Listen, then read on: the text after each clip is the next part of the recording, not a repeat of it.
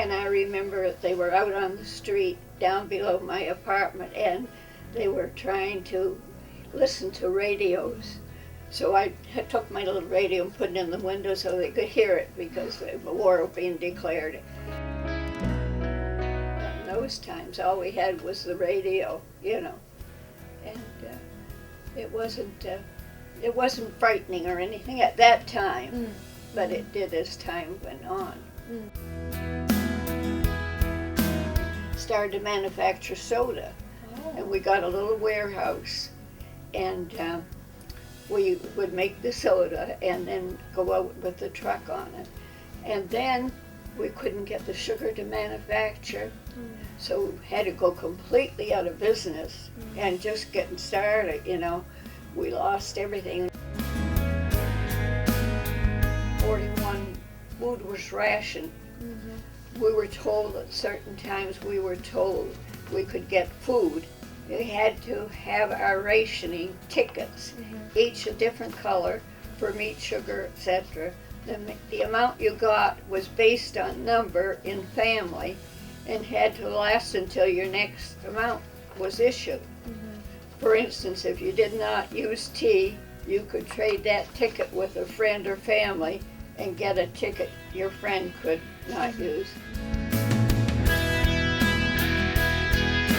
I was on a bus one evening, and a young lady standing along with some others on the bus was embarrassed as the button on her panties, due to no elastic, gave way and her panties dropped to the floor.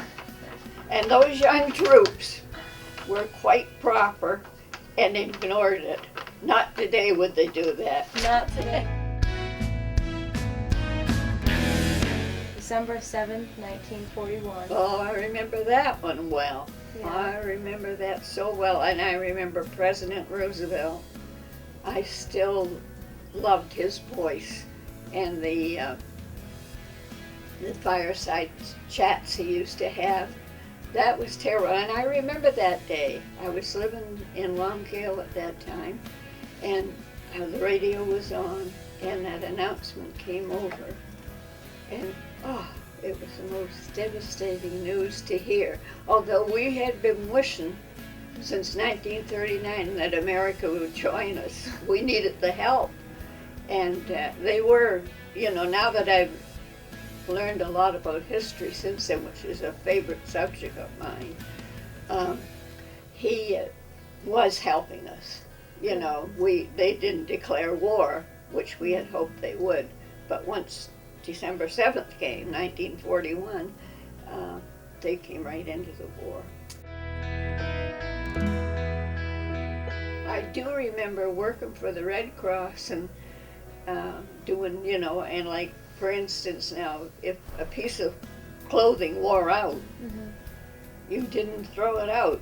You just kept it, and every good little piece of this was cut out, and they made quilts with it and things like that, which I worked on stuff like that.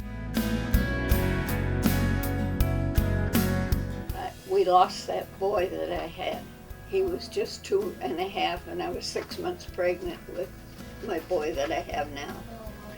And so the doctor said that he thought it would be wise if we made a change away from everything, because we had lost the business, and we had, you know, mentally I was pretty upset. Not any problems. Thank God I didn't have any problems, but, you know, I wasn't happy. It's emotional. Yeah. And so, anyway, I had a sister living here, and you had to be guaranteed that you wouldn't become a problem on the state. So she guaranteed us. And so that's how we decided to come down. Well, then I just sold everything to the person that let the apartment from me, you know, and left everything. My quilts, my rugs, my homemade rugs that I had made, everything like that, you know. I still regret that to this day. But anyway, we came down, it was in July, and we got on the train, or the immigration people had said to us, called us and told us, the war's about to end, and you have your visa ready to go. So it would be advisable for you to go before they close the border to all immigrants. So that's why we made it left in a hurry.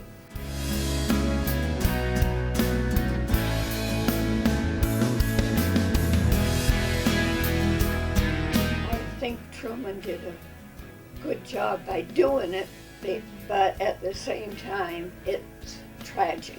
It's tragic, and really we should stay clear of all of it. And the way some of these other countries are getting the nuclear bombs and that, it's really worrisome.